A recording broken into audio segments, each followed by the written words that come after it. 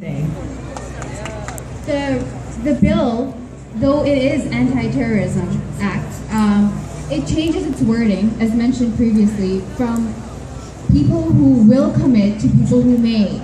And that just about puts everybody underneath the radar.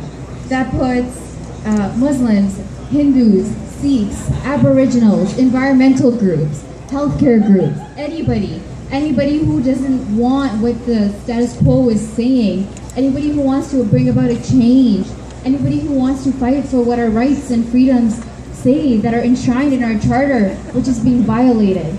It's going against, it goes against what we want. It goes against what our building blocks of Canada are. And this has happened briefly before. In 1970, where some of you might remember, where Prime Minister Pierre Trudeau put in action the War Measures Act. Just hours after that act was put in place, 3,000 searches, 497 people were detained without due process. They were not given the rights and freedoms that were listed for them. They were held for weeks, and they were all released without any charges because they had done nothing wrong. They were just speculating. And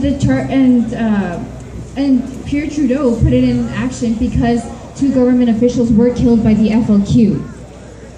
But many people saw the potential of abusing the War Measures Act, and it was done so. The mayor of Vancouver threatened to use the crisis as an opportunity to run hippies out of town. CBC self-censored its programming and fired 1 journalist for reporting on the FLQ. This is our media. They're being censored to us. If they're being censored, then can you imagine what else is being censored when it's being brought to our attention? The passing of Bill C-51, though it is against terror, will only sow terror in the form of fear and racism in the Canadian citizens. Any group in Canada, including Indigenous organizations, environmental groups, and activists engaged in political dissent, might find themselves targeted on watch lists and the subject of national security surveillance and information sharing based on very vague and opaque standards. The use of this information is subject to abuse and improper sharing. Already, Muslim communities in Canada feel that the new amendments are targeting them as purveyors of terrorist or terrorist ideas. The implementation of the amendment has tremendous potential for being disproportionately against Muslims. As said so by Harper's statements on mosques in Canada and linking them to terrorist organizations or the ideas of terrorism, which is not true.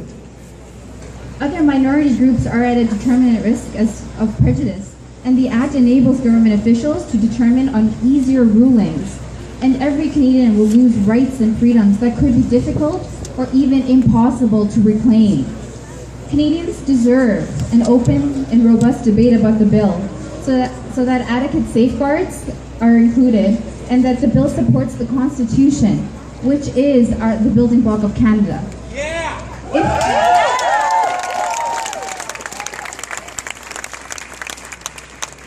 If we are afraid that our rights and freedoms are being threatened, then removing these rights and freedoms ourselves creates the very situation that we're so afraid of.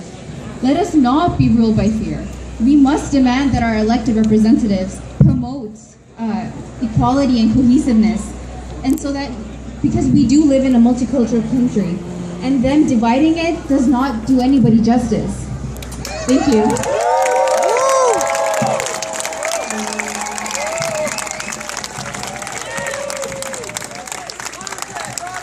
Thanks, Dana. Appreciate your words.